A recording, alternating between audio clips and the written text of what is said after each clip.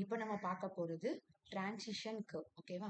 நமக்கு வந்து horizontal curve, vertical curve, next அதில் இன்னொரு இது வந்து transition curve. So transition curve வச்சு நம்ம இப்போ வந்து ஒரு ப்ராப்ளம் பார்க்க போகிறோம். Calculate the length of transition curve and the shift using the following data. Design speed கொடுத்துருக்காங்க, next radius of the circular curve கொடுத்துருக்காங்க, rate of allowable rate of introduction of super elevation கொடுத்துருக்காங்க, ஒரு கண்டிஷனும் கொடுத்துருக்காங்க, pavement rotated about the center line. So 1 in 150. Payment width வந்து including the extra widening சேர்த்து நமக்கு payment width எவ்வளோ கொடுத்துருக்காங்க, 7.5 மீட்டர் கொடுத்துருக்காங்க. ஓகேவா? ஸோ இப்போ இதே இது உங்களுக்கு வந்து தியரியாக கேட்குறாங்க. So design of transition curve அப்படி கொடுக்குறாங்க அப்படின்னா நீங்கள் இங்கே என்னென்ன ஃபார்முலாஸ்லாம் யூஸ் பண்ணுறீங்களோ அதை அப்படி எழுதிக்கலாம். ஓகேவா? ஸோ ஃபர்ஸ்ட் நம்ம என்ன கண்டுபிடிக்க போகிறோம் அப்படின்னா, ஸோ சென்ட்ரிஃபியூகல் அசலரேஷனை வச்சு with respect to centrifugal acceleration வச்சு நம்ம லென்த் ஆஃப் டிரான்சிஷன் கர்வ் நம்ம கண்டுபிடிக்க போகிறோம். ஸோ அதுக்கு ஃபார்முலா வந்து C is equal to 80 divided by 75 plus V. ஓகேவா? இல்லை 80 75 V உடைய வேல்யூ நமக்கு ஆல்ரெடி கொடுத்துருக்காங்க கிவனில். டிசைன் ஸ்பீடு வந்து 65.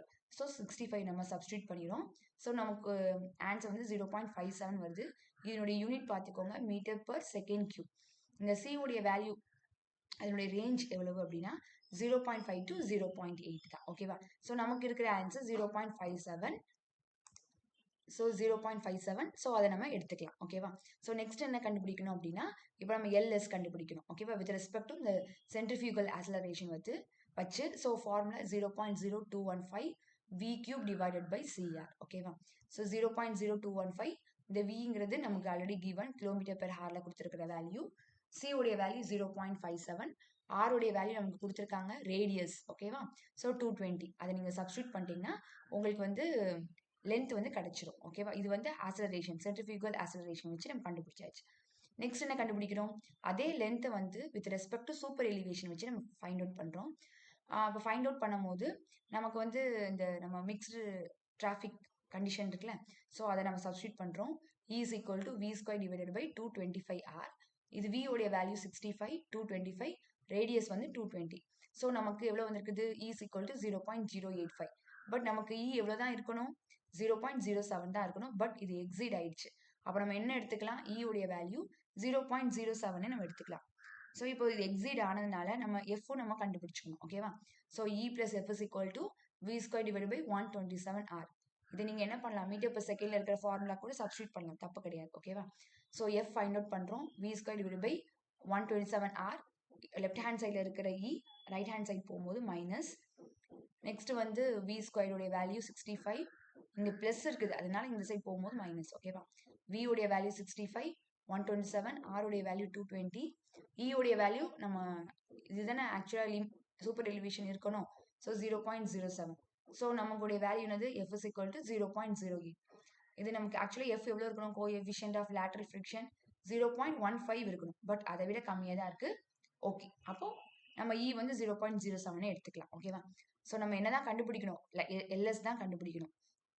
ஸோ நமக்கு வந்து E. ஓகேவா? அதில் அவுட்டர் இந்த சூப்பர் எலிவேஷன் ஆனது அவுட்டர் எட்ஜ் வந்து கொஞ்சம் ரைஸ் ஆயிருக்கும் with respect to the inner edge தானே. பட் அங்கே பாருங்க, with respect to the central லைன்னா formula E is equal to super elevation into W. ஓகேவா? Wங்கிறது இந்த வித் ஆஃப் த பேமெண்ட், அது இன்க்ளூடிங் எது அதனுடைய அது என்ன சொல்லியிருக்காங்க, இன்க்ளூடிங் ஒன் செகண்ட், இன்க்ளூடிங் அதனுடைய இன்க்ளூடிங் எக்ஸ்ட்ரா வைடனிங்கும் சேர்த்து தான் நமக்கு என்ன கொடுத்துருக்காங்க, அந்த வேல்யூ கொடுத்துருக்காங்க 7.5. ஸோ நீங்கள் என்ன பண்ணுங்க, அந்த E உடைய வேல்யூ 0.07, W உடைய வேல்யூ 7.5 நீங்கள் சப்ஸ்டியூட் பண்ணிங்கன்னா உங்களுக்கு E உடைய வேல்யூ தெரிஞ்சிடும். ஓகேவா? பட் இதில் நம்ம என்ன இப்போ LS உடைய ஃபார்முலா என்னது, with respect to super elevation N into E/2. ஓகேவா? ஸோ என்னங்கிறது என்னது அப்படின்னா நமக்கு கொடுத்துருக்காங்க இந்த 1 in 150, அது வந்து கிவனில் கொடுத்துருக்காங்க. ஸோ இந்த 1 in N தான் வரும் சூப்பர் எலிவேஷன் ஸ்லோப்பில் நம்ம டினோட் பண்ண 1 in N. ஸோ இப்போ என்னுடைய வேல்யூ எவ்வளவு, 150. ஸோ என்னுடைய வேல்யூ 150, E உடைய value 0.525 divided by 2. So therefore LS உடைய வேல்யூ நம்ம கண்டுபிடிச்சாச்சு. நெக்ஸ்ட் என்ன இருக்குது, minimum value of LS. Next லாஸ்ட்டாக இந்த மினிமம் வேல்யூ ஆஃப் LS உடைய வேல்யூ போடுறோம், ஃபார்முலா போடுறோம். 2.7 V square divided by R. 2.7 V உடைய வேல்யூ நமக்கு தெரியும், R உடைய வேல்யூ 220. நம்ம எல்லாமே சப்ஸ்டியூட் பண்ணிட்டோம்னா நமக்கு LS உடைய வேல்யூ தெரிஞ்சிடும். பட் லாஸ்ட் நம்ம என்ன பண்ணோம் அப்படின்னா இருக்கிறதுலையே எந்த LS வந்து கிரேட்டர் வேல்யூவோ அந்த வேல்யூ தான் நம்ம என்ன எடுத்துக்கணும், எல்எஸ்ங்கிற வேல்யூ நம்ம எடுத்துக்கணும். ஓகேவா? ஸோ பாருங்க எது எல்எஸ் உடைய வேல்யூ, இதுதான் நமக்கு 52 தான் கிரேட்டஸ்டா இருக்குது. ஸோ அந்த வேல்யூ நம்ம எடுத்துக்கிறோம். நெக்ஸ்ட் இதை வச்சு தான் என்ன கண்டுபிடிக்கணும், ஷிஃப்ட் கண்டுபிடிக்கணும். ஸோ ஷிஃப்டோடைய ஃபார்முலா என்னது, LS square divided by 24R. Last அந்த கிரேட்டஸ்ட் ஆஃப் மொத்தம் 3LS எல் கண்டுபிடிச்சிருப்பீங்க. அது எது கிரேட்டரோ அதுதான் இந்த வேல்யூ சப்ஸ்டியூட் பண்ணும். Square divided by 24 into R உடைய வேல்யூ நீங்கள் சப்ஸ்டியூட் பண்ணிட்டீங்கன்னா உங்களுக்கு ஷிஃப்டோடைய வேல்யூ தெரிஞ்சிடும்.